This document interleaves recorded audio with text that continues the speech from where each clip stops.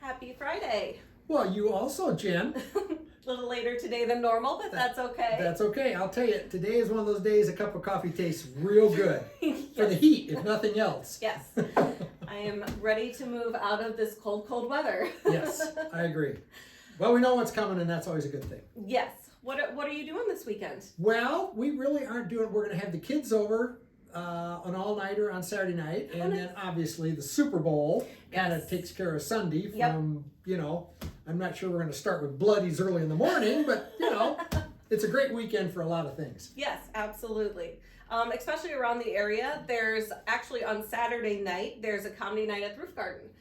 It's only like $15 or $20 at the door, and then it's Jeremiah Watkins. So something kind of interesting and different to do around town. And I did run into somebody that said there's some new movies at the theaters too. So get out and about a little. Yeah, even though it's cold, it'll be warming up. Tell us a little about the real estate world. Real estate world is also a little slow. Five transactions were closed last week in Dickinson County. None of them were lakeshore. There were 4 single family residences and 1 residential land property. So not a whole lot, but it's that time of year. What's pended? Well, there were about 69 pended, or what we call active contingent. So that means there's 69 properties working their way towards closing, which again, I think is a pretty good size number. Yeah. For this, especially for this time of the year. Especially for this time of year. And then tell us about what's new, what's come on, how many have come on? Actually, this week has been kind of exciting. There's been 8 new properties on the market this week. So you guys, that's pretty big. And all single family homes, correct? All single family homes, and one of the properties sold the night of. The day that it was listed. And then Nick also listed one, didn't he? Yes, he sold the one in 24 hours. Yes. And he listed a great home downtown, well, not just outside of Spirit Lake, I guess, kind of by the hospital. Yep. Wonderful on slab, 3.5 bedrooms, just a great home for the right person. Yeah, and it's beautifully updated, you guys. It's beautiful in there. Yeah, it's a great house. Good. So we're moving ahead. Yeah, we had a lot going on this week. So I kind of wanted to talk about, for our weekly real estate topic, how to win, like we're going to stay on football theme this week, how to win in a buyer's, win as a buyer in a seller's market. So we're going to give some tips, some buyer tips today on how to maybe be a little bit more competitive in this very, very competitive market. Good. We've kind of talked about this in our office a number of times. We kind of think that one of the most important things a buyer or a seller can do is build a relationship with and I'm going to say a specific realtor.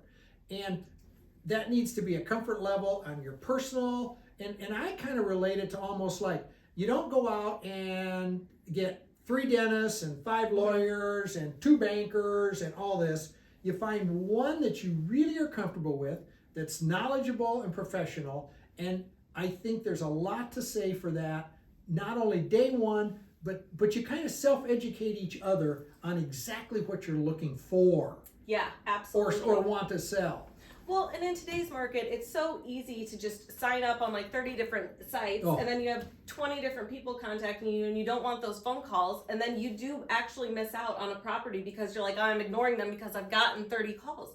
That's right. So you should actually, it's a lot better to just form that relationship, and then your realtor knows, what your family needs, what your lifestyle is.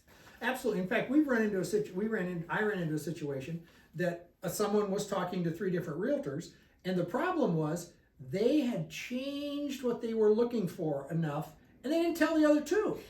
So they were being fed, not erroneous, but information that wasn't pertinent to what they were doing. Mm-hmm. And if you've got 4 people, you never tell all 4 the same thing. No, you do not. So we really emphasize here a strong, long-term relationship pre, during, and after.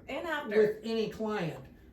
And I think that's just critical. Yeah. In almost any, especially, I think real estate is such a huge investment for most people that I think a realtor and a banker need to be front and center and communicating with them almost on a daily basis when you're getting down to really doing something. Absolutely. So I think it's important. Yeah, absolutely.